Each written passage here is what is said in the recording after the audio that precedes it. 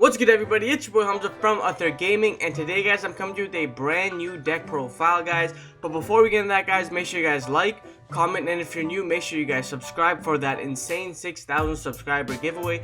We are so close, and of course, make sure you go ahead and check out that link down below where you guys can find our Patreon, where you guys can find ways and opportunities that we offer for you guys to interact with us, whether it's 24/7 service, whether it's like coaching, deck theorying, anything like that. Make sure you guys check that out below as well. But anyways, without further ado, guys, let's get straight into the video. So guys, of course, starting off with the deck, we first, of course, play our triple Subterror Guru. If you guys don't know what Guru does, essentially when he's flipped face up, you can add one Subterror card from your deck to your hand, and then you can target one other face up monster on the field, change that monster to face down defense position, also flip this guy face down, and if you control a Subterror card, it becomes a quick effect. Now this is like one of the main engines that your deck provides, because it's like the consistency engine, because this is the one that you really want online for the most part. Being able to loop Guru, getting Phoenixes, just constantly gaining advantage is like the best reason why people play Guru. Plus it's like a control orient deck that can push advantage and trade 1-for-1, so I think that this is like the best engine that we can run in this build. But yeah, so of course we're going to rock triple Guru, and we are going to play triple Subterror Phoenix. If you guys don't know what Phoenix does, essentially she's like a Omni Negate. When your opponent activates a card or effect, you can send this card from your hand or field to the graveyard, target one Subterror monster, negate the activation, and then flip this card face down. And then she has the on-field effect where like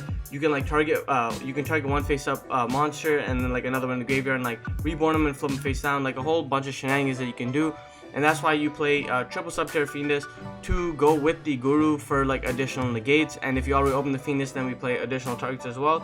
I'm now playing Mastrix, and I think it's like the Archer, the girl who like attacks face down defenses and monsters and like shuffles them back. I don't play those cards because I really just wanted to keep this deck as concise as possible at 40, and I felt like just throwing those cards in just kind of like didn't really mesh well with the overall engine that this deck provides, and I just wanted to be able to be as consistent as possible. I know what they provide, like Mastrix is like the banish guy, and Nemesis Archer does help deal with problematic monsters, but Nemesis Archer can't shuffle back link monsters, and if there's already a problematic monster on board, Mastrix doesn't really help, because you can technically get Guru to 3400 with 16+18. If you guys don't know, the trap card does that, so I just felt like you didn't need them. But anyways, moving on from the insane Guru tech theory, whatever. We are playing triple Ash Blossom and Joyous Spring. This is the only hand trap I decided to play. Yes, you can play more like Nibiru, you can play Ogi, you can play anything you want, but I just personally decided to play triple Ash Blossom and Joyous Spring in my deck. Again, like, there is no right or wrong when it comes to deck building. I just personally feel like Ash is the best because, you know, it fits everything, all the categories. It can hit everything almost in the current metagame, so I think Ash is really good. Yes, you can chain block Ash, but it doesn't even matter because Phoenix is already like a searchable hand trap in a sense, so you basically have two hand traps as well. But yeah, now moving on to the newer engines of the deck, and the reason why I feel like this deck can actually push to tier 1 past it like it's tier 2 right now is Numerons. So we are going to be talking about Numeron Wall right here. Basically, Numeron Wall is a level 1 fiend monster, and what he says is if you control no cards or all cards you control are Numeron Wall, you can quick effect send this card from your hand or field to the graveyard, and then activate one Numeron network from your hand or deck. You can only use this effect once per turn. Then he has a super cute effect where he says when you take battle damage, you can special summon this card from your hand, and if you do, end the battle phase after the damage step. So it's actually pretty good because that is, like Swift Scarecrow, Battle Fader, all those cards that kind of have like their like requirement or restriction where it's like you need no monsters, Numeron Wall can just do it. So even if you take battle damage and your opponent like attacks over like one of your monsters or something like that, you can just drop Numeron Wall and just stun the battle phase and end it, and then follow up for your next turn. So Numeron Wall is really good. He is really nice because like before your opponent can set up a negate during like their turn, you can go Numeron Wall effect and just activate the field spell. So now your opponent has to deal with the pressure of the field spell. So again, Numeron Wall is really good doing that as well, especially cards that only negate activations. Numeron Wall can just get the field spell on board using his effect, and then you can use the field spell's effect, and then obviously, you know, they can't negate it because they only negate activation, so it is really good. But yeah, so that's Numeron Wall. Then of course we play triple Numeron Calling. So Numeron Calling essentially is the way that you tutor out like your whole engine, like your extract engine of the deck. And essentially what it says is if Numeron Network is in your field zone and you control no monsters, best summon up to 4 Numeron Gate XYZ monsters from your extract with different names, but banish them during the end phase. Also, you can only normal or special summon one more time for the rest of this turn, so that's really good. But you guys will see why in a bit. I'll show you a really broken interaction that this deck has with the Guru engine and with the Numeron engine, so that's why I feel like it's really good. But yeah, Numeron calling is really good and you guys can see why it's really good as well. And then moving on, we play triple Numeron network. So this is how everything kind of functions. Is you can send one Numeron normal spell that meets its activation requirements from your deck to the graveyard. This effect becomes that spell effect. You can only use this effect once per turn, and then it says you can activate the effect of Numeron monsters without detaching XYZ material, so that's really good. But the reason why this is insane is Numeron network, it's an effect on field, so like I said before, if cards can't negate effects, then it's really good. But it does mill for cost as well, so it actually is kind of impossible for your opponent to like even ash this card like on effect. So it's really good. Like the only hand trap it loses to is potentially Ogre, and if you have ways to play around the Ghost Ogre, it doesn't even matter, right? So it's really good in what it provides. And again, like this is like the one card engine. If you get Numeron network, you activate network effect, you send calling will trigger, calling will summon your whole board, and then you can do your whole shenanigans like that. Yes, you are restricted to only summoning one more time in that turn, but I'll explain to you guys how this is really broken. You need to understand it's normal or special summon, right? That's the only thing it stops. Okay, moving on, we are going to be playing triple Call by the Grave because of course we want both our engines to resolve as much as possible. If one engine gets stunned and we have access to the other engine, we can kind of decide which way we want to play the deck, if we want to go the Numeron route or the Guru route. So it is really good. We play triple Extravagance again for consistency. Yes, you can play cards like Potter Duality. You can play like other consistency cards like Upstarts, more Upstarts, stuff like that, but that's why I decided to play triple Pot of Extravagance. Then we are playing triple Hidden City, so again, like more consistency that provides. We are playing the one Terraforming because we play Numeron Network and we play the Hidden City. Again, we play the one Mystic Mind because, like, worst case scenario, if our board gets disrupted, we can just Mystic Mind our opponent and then kind of wait for our cards to get online. And then the one Set Rotation just because, you know, we want to be able to get to our field spells as much as possible. So yeah.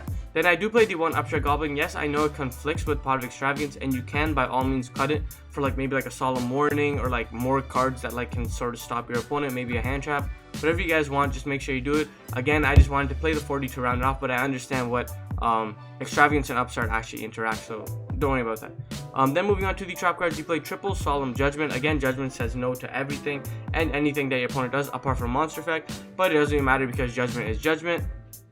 So yeah, then we play triple Solemn Strike because if Judgment wasn't enough, now we can Strike. So Judgment covers everything, and whatever Judgment doesn't cover, Strike will cover, so it's really good. And then we play triple Subterror Final Battle. So this card is really good and what it provides being like a nice little utility card because it has like 15 different effects. So basically, if you guys don't know, its first effect is you can flip one Subterror monster on the field to face up attack or defense position. You can change one face up guy to face down defense position. Subterror monsters effects can't be negated, and you can like double the, you can combine the attack and defense of another card, and then every time you activate this card, it'll flip back face down, so now your opponent has to deal with it again. So this is sort of how we deal with problematic cards in this deck. Apart from the Numeron engine, is we just flip this guy face up. Guru goes to 3400, and then when he gets flipped face up, he actually triggers, so it is really good in that regard as well. So of course that's the extra deck, guys. We are just playing 40 flat. Now main deck, sorry, we are playing 40 flat. Now moving on to the extra deck, you guys can see already it's an Extravagance deck, so we are going to be playing 3 of everything, and I'll explain it as we go on. So right here we're going to play triple extra deck cards. We are going to be playing triple Numeron Gate DVE. We are going to be playing, oh yeah, before I get into it, all the Numeron cards have the exact same effect for the most part, except like one at the end, and I'll explain to you guys. So they can be destroyed by battle. At the end of the damage step, if it battled an opponent's monster, detach one material, but since we have the field spell, we don't need to detach.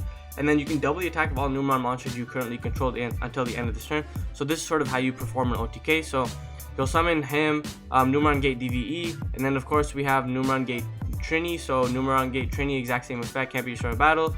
And then at the end of the damage step, discard battle, detach, blah blah blah. We play Numeron Gate Katvari. So Katvari is really good as well. To be honest, I don't really know the names. I just know you have to summon different names. So yeah. And then we play triple Numeron Gate Ekam. So the reason why we actually cut this down to 2 is because I wanted to be able to fit space for this other card I'm going to show you guys. So we played triple Numeron Gate Ekam, and then I played the one C1 Numeron Chaos Gate whatever. So basically this guy says you can also XYZ summon this card by using one number 1 Numeron Gate Ekam. So right here, the number 3. So, and basically what he says is, if this card blah blah, you can special summon this right here. Sorry, I lost it. If this card is actually summoned, banish all monsters on the field. Once per turn, during your next turn, if this card is banished, if you can special summon this card, and then if Numeron Network is in your field zone, inflict damage to your opponent. Basically, you need to understand something. When this card is special summon, he banishes all monsters, including himself, right? But then this is the important thing. Unlike Omega, when it says return this card to the field, this card says during your next standby phase, after this card is banished, special summon this banished card. So now he'll come back during the standby phase, trigger again to banish again, and then it'll just perform a loop, right? And since it's during the standby phase, you can still play during the main phase, so it is really good. And that's the reason why I decided to make space for him by cutting one of these guys. Again, you can cut any of these guys, but I decided to have the left and the right because it felt pretty good, and then just having the ribcage is nice too. So then we played the 1 Chaos guy, and then of course you play triple Utopic Zexal. Yeah, I mean, it's Utopic Zexal, right? You just need 3 number XYZ monsters with the same rank. Numeron Network says you can summon up to 4, so you just summon 3, summon these guys, overlay them into Zexal, and boom, the Zexal up.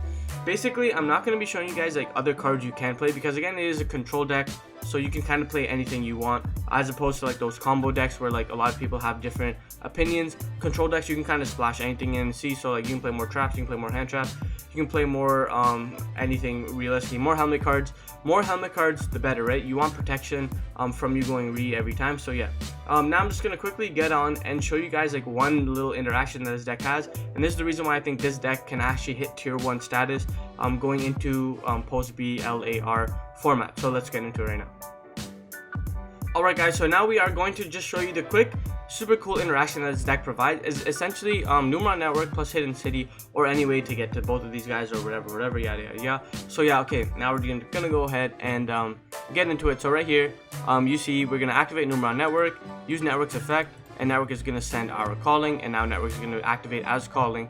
So calling is gonna trigger to summon up to 4 Numeron monsters with different names. So we're only gonna summon 3, which is very important. So 3 again, it doesn't matter. Technically speaking, I wouldn't really summon Ekam. I would summon the number 2 guy, but I just decided to show you for this case where you summon it. But you just want Ekam at least 1 in your extra deck for like the whole banish play, so it is really good. But yeah, so we're gonna go ahead and turn here, and then we can only summon 1 more time. So of course we're gonna use our normal special summon on our Zexal. So now this is the crazy thing, right? We're gonna activate Hidden City. Hidden City effect is gonna add us Guru, right?